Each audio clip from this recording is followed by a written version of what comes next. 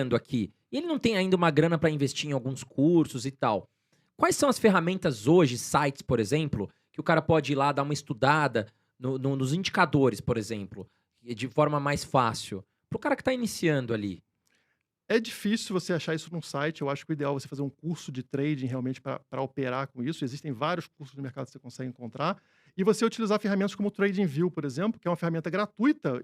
Você pode pagar ela com mais indicadores, mas é uma ferramenta gratuita que você consegue brincar no gráfico. Então você consegue puxar o gráfico de qualquer ativo do mercado, ações, Bitcoin, altcoins, e você traçar esses indicadores que a gente está falando. Por exemplo, você vai abrir o Bitcoin, traçar ali a média móvel de 200, um botão só, você clica e aparece, e ali você consegue definir se o Bitcoin está numa tendência de alta ou de baixa. Mas tentar aprender isso por meio de um site só, eu não teria um para te recomendar diretamente. Tem vídeos também, que hoje em dia não falta vídeo no YouTube explicando sobre Sim, isso, né? e tem grandes profissionais, porque a pessoa muitas vezes ela quer estudar o mais difícil, mas não quer saber o mais básico. Sim. E é nisso que eu acho que muitas pessoas erram.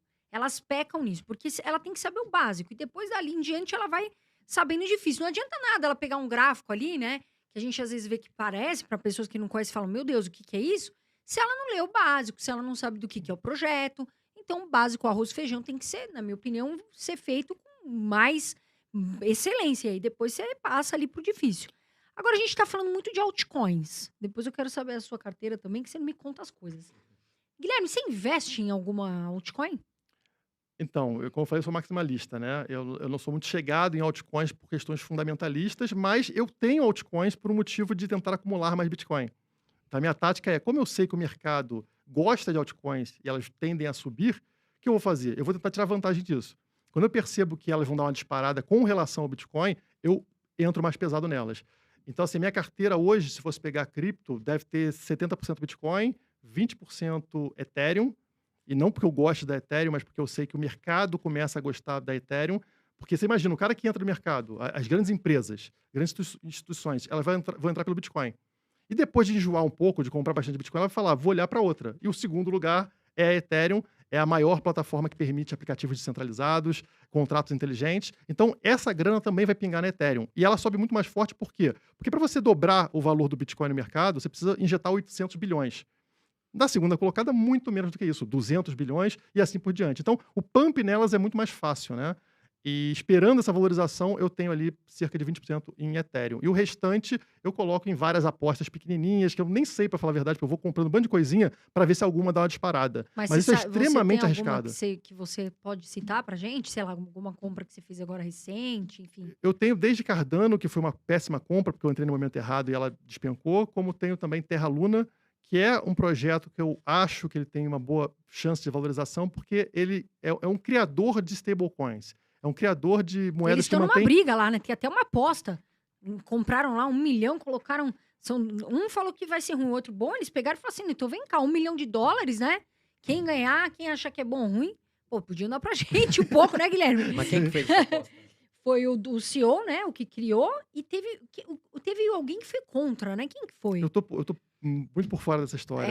Eles apostaram no negócio. Bom, talvez os foi... CEOs aí de Não, Terra o Luna CEO, e... que é um nome difícil, são dois nomes difíceis. Sabe aqueles nomes que você fala, meu Deus, eu não É sei chinês falar? ou russo, deve ser. É um nome difícil. Aí um falou, bate no peito, o CEO bateu no peito. Falou, eu garanto que vai estar em tal valor. Aí o outro Mas falou, pra não, eles $1 não. milhão é tipo Não é um nada, café, né? é um Mas É a mesma pra coisa que eu gente falar, não, pô, dá um Guilherme, pouquinho eu te pra pago um gente. café, quem ganhar paga um café.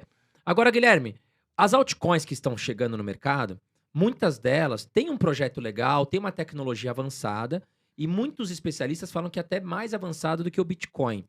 É certo falar que a tecnologia de algumas altcoins são superiores ao Bitcoin? Então, a melhor moeda nunca foi aquela que tem maior tecnologia. Se a gente parar para pensar na história, qual foi a grande moeda, e ainda é, né? É o ouro. Né? E o ouro é uma pedra. Né? Se tecnologia fizesse diferença para o dinheiro, por que a gente não está com outras coisas no lugar do ouro? Por que é o ouro que se mantém? Porque, na verdade, o dinheiro ele é uma rede de trocas e de confiança entre as pessoas. Então precisa ser uma coisa que mantém as características do dinheiro, mantém o valor do dinheiro, para que as pessoas confiem e façam trocas em cima dessa rede. Né? E no caso das altcoins, elas ficam ali criando coisas com maior velocidade, maior escalabilidade. Se você quer tudo isso e não se importa com segurança ou descentralização, compra Pix. Você só usa o Pix. Você não precisa de mais nada além do Pix. Porque o Pix é instantâneo, o Pix é gratuito. Por que você vai usar uma altcoin? Mas, por exemplo, a Ethereum E a Sim. Cardano também, vamos Sim. falar. Elas têm a questão do contrato que poderia, dizem, né, os especialistas, que a gente poderia eliminar o cartório. Por exemplo, vou dar um exemplo aqui para quem não entende. Quando eu vou comprar um carro hoje, eu vou Uhum. comprar um carro do Guilherme. Nós vamos juntos ao cartório, né? O Guilherme é o dono do carro, ele leva o documento de compra e venda. Eu faço uma transferência para o Guilherme, né, bancária, eu pago o Guilherme assina no cartório, reconhece a assinatura, o cartório faz o quê? Valida a assinatura do Guilherme. Ó, eu entendo que a assinatura é do Guilherme. E dizem que a Ethereum, por exemplo, futuramente, outras moedas, poderiam acabar com essa burocracia, eliminando taxas, facilitando a rapidez nas transações internacionais, e que poderia ser algo do futuro. Você não enxerga isso com esse tipo de sistema? Sim, mas eu acho que o erro é que isso não é como uma segunda, terceira camada em cima do Bitcoin. O erro é a fundação. É como se fosse um prédio que colocaram em cima da areia da praia. Ele tende a cair. Porque a gente precisa de uma primeira base forte. Eu posso aqui fazer um comparativo com a internet. Se vocês olharem, o que a internet é? Ela tem um único protocolo, que é o TCP/IP. Todos os sites, tudo que existe na internet hoje está em cima de um único protocolo, TCP/IP. Só que não começou assim. Existia concorrência de vários protocolos.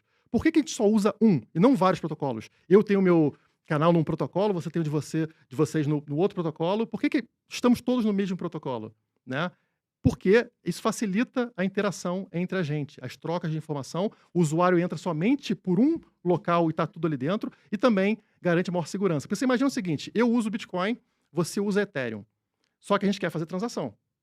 Como é que a gente faz essa transação? Como é que a gente consegue enviar informação, enviar dados, enviar dinheiro entre protocolos diferentes? A gente precisa de alguém, de algum intermediário, né, que vai ser uma blockchain intermediária, que a gente chama de cross-chain, ou seja, que faz essa transferência entre um e outro. E aí, na hora que você tem uma cadeia, qual é o ponto mais fraco dessa cadeia? É justamente esse intermediário. É ali que o hacker vai atacar, é ali que o Estado vai atacar e vai te pegar. Porque agora a ponta mais fraca dessa cadeia é ali. Então vai ser atacado e vai ser destruído. Então, olha como é interessante, vários protocolos, várias blockchains, só que isso aumenta o risco. E como a gente falou, o dinheiro é uma rede de confiança. Então você precisa criar tudo em cima de uma primeira camada que tenha total segurança, total descentralização. E essa camada é o Bitcoin. Todos os projetos que existem por aí poderiam ser outras camadas acima do Bitcoin, mas eles não querem. Eles querem ser o novo Bitcoin, a nova primeira camada. E aí que está a falha deles. Futuramente, tudo isso vai ser construído em cima da primeira camada do Bitcoin. Essa é a minha visão. E isso que vai garantir a segurança. Igual a internet, né? Tudo é construído em cima do TCP/IP e funciona muito bem. Eu até ia perguntar isso, porque a gente fala muito em descentralização nesse mundo de cripto, mas a gente sabe que tem muitas criptos que estão baseadas, por exemplo, dependem de outras empresas que estão por trás. Uhum. Então, você acha que o termo descentralização para o mundo das criptomoedas é o correto de se usar? Sim e não, né? A gente tem projetos que eles funcionam de forma descentralizada hoje, realmente não tem intermediários, você consegue transacionar com outra pessoa sem intermediários, só que é aquele risco que eu comentei. Se algum estado não gostar daquele projeto e tentar bloquear ou ameaçar parte das pessoas que fazem parte desse projeto, ele vai deixar de ser descentralizado. Esse projeto pode acabar sendo fechado ou ter o seu rumo alterado devido à pressão externa. Então, para mim, isso não é descentralização real. Descentralização real é incapacidade. Ninguém sabe quem é o Satoshi Nakamoto, não tem como ameaçar o cara, e mesmo se fizer hoje, já não faz nenhuma diferença. Ele já não tem mais nenhum controle sobre a rede. Guilherme, o Brasil já está falando sobre o real digital, Sim. né? A China está falando sobre o yuan digital. Essas moedas que os países querem implantar, né? Qual é o objetivo dos países para fazer isso? É derrubar o Bitcoin? Vai ter alguma influência sobre o Bitcoin? Qual é a ideia do governo, no caso Brasil, em criar o real digital? O real digital meio que já existe, que é o Pix, né? O Pix já é o primeiro passo do real digital. Eles vão só alterar o nome e fazer alguns ajustes, mas é basicamente isso. E o intuito do governo, para variar, é aumento de controle. Então, hoje, se a gente usa papel moeda, é engraçado, as pessoas não pensam isso, né? Mas o papel moeda é anônimo. Quando você vai na feira e compra lá a tua banana na feira, ninguém sabe. Você não sabe quem é o feirante não sabe quem é você, o governo não sabe o que aconteceu. Ele não sabe onde você gastou seu dinheiro. Então, existe uma coisa positiva no papel moeda. Na hora que você troca o papel moeda por uma moeda estatal digital, isso acaba. Não existe mais anonimidade. Ele vai saber desde como você ganhou seu dinheiro, que hoje já existe, né? Porque vem o imposto de renda, a empresa declara quanto você recebeu, mas vai saber também como você gastou o seu dinheiro. Então ele vai falar, então o Guilherme ganhou tanto aqui nesse mês, ele comprou banana, chocolate, carne, tudo. E num cenário desse, ele consegue controlar exatamente no que você vai gastar. Então, digamos que o governo ele queira incentivar a compra de, sei lá, carro, porque isso é bom para a economia. Ele pode favorecer você a gastar seu dinheiro com carro e impedir você de gastar com concorrentes ao carro. Então, ele consegue manipular as pessoas com o uso do dinheiro. Isso é um absurdo completo, né? Ou proibir você, como a gente falou, né? A carne faz mal para o meio ambiente, então só pode comprar um hambúrguer por mês. Mas eu quero comer 2. Não, não pode. Refrigerante faz mal à saúde. Vai tomar só uma lata por mês. E esse tipo de absurdo que já começou a ser testado na China. E também ele pode colocar validade no dinheiro. A China também fez esse teste. Do tipo, você tem 30 dias para gastar esse dinheiro. Para dar uma aquecida na economia, como eles gostam de falar, né? Então, ou você gasta o dinheiro em 30 dias, ou ele não vale mais nada. Ele te obriga a gastar o dinheiro. E a civilização, ela avança por meio da poupança. É o acúmulo de capital que permite a gente fazer projetos maiores. Porque projeto maior é caro. Você precisa contratar equipe, você precisa investir em estrutura. Imagina o Elon Musk fazendo um foguete. Ele precisa ter muito dinheiro para conseguir fazer um negócio desse. Se o governo não te permite acumular riqueza, o que acontece com a civilização? Ela fica estagnada, na mesma posição. Não muda. E isso é interesse de quem? De quem está na elite hoje. Os caras que estão no poder hoje, eles não querem mudança. O cara que é um banqueiro super rico, ele não quer Bitcoin. Porque na hora que o Bitcoin entrar, quebra a empresa dele. O cara que é do petróleo e ganha dinheiro com isso, ele não quer outra energia. Por quê? Porque quebra ele se mudar a base energética. Então, olha como eles controlam tudo para manter o status quo, manter tudo como está acontecendo hoje. Exato. E qual é o preço-alvo, na sua opinião, do Bitcoin no futuro? Quando chega? E se você acha que pode chegar a $1 milhão? Vou responder de outra forma. Enquanto as moedas estatais, né, a moeda fiduciária cair, o Bitcoin vai subir. E elas vão cair para sempre, porque elas têm inflação. Então o Bitcoin não tem teto, né? Já que a moeda fiduciária não tem fundo, o Bitcoin não tem teto. Ele vai continuar subindo. Então, assim, eu tenho plena convicção de que ele vai passar de $1 milhão por moeda em algum ponto. Eu não consigo te precisar. Quando? Não sei, né? Não faço a menor ideia. Mas eu não estou com pressa também. Então, assim, eu acho que é uma construção. Isso depende de adoção por parte da sociedade, empresas e países, como a gente está vendo em El Salvador e outros se interessando agora, e vai acontecer eventualmente, né? Então, não tem que ter essa ansiedade toda que as pessoas têm, do tipo, eu quero enriquecer amanhã. Quem quer enriquecer muito rápido vai cair em golpe. Essa é a tendência de mercado. E por isso que as altcoins bombam tanto, né? O cara fala, o Bitcoin já está muito caro. Eu escuto isso desde que eu entrei, tá? Era o mesmo papo. Quando eu comprava Bitcoin, você é maluco, tá comprando Bitcoin. Compra Nano. Pô, a Nano é o novo Bitcoin, vai disparar. E eu ganhei dinheiro. Tem gente que não sabe nem... Fala só o nome, né? Porque é bonito o nome. Aí a pessoa fala um nome bonito, né? Pra atrair o... E aí, pô, vai lá e você compra essas moedinhas querendo ganhar muito acima do Bitcoin. Você pode ganhar, eventualmente, durante um ciclo de alta, as altcoins disparam. Mas o problema é quando começa a cair.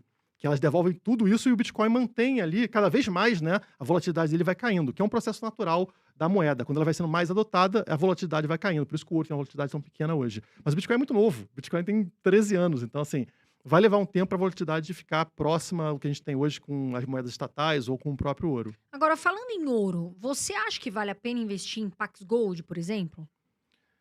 Assim, você tem a versão digital de um ativo físico, para o brasileiro especificamente, é muito positivo. A gente vê casos, por exemplo, de pessoas tentando sair do Brasil com ouro escondido no celular, que nem bateria do celular. Né? O cara faz um negócio, tentando escapar. Com a correntona. E vai ser confiscado. Porque o governo fala, você pode sair com sei lá quantos gramas de ouro. É isso, você pode sair do Brasil. Então, assim, você está limitado a usar a moeda de curso forçado. Eles querem que você use a porcaria do real. Então, eles obrigam a fazer esse tipo de coisa. Dólar é a mesma coisa. Você pode comprar quanto? $10 mil. Não pode ter mais do que isso. Então, se você quer ter uma liberdade para poder sair do país carregando esse tipo de ativo, dólar, por exemplo, você pode usar o USDT, ouro, você pode usar a Pax Gold, não tem problema. Então, para brasileiro, é muito positivo. Agora, é claro que eu prefiro ter um ouro enterrado no meu jardim, né? É uma garantia maior. Só que se eu penso em sair daqui alguma hora, isso é um risco. O que eu vou fazer com esse ouro depois, né?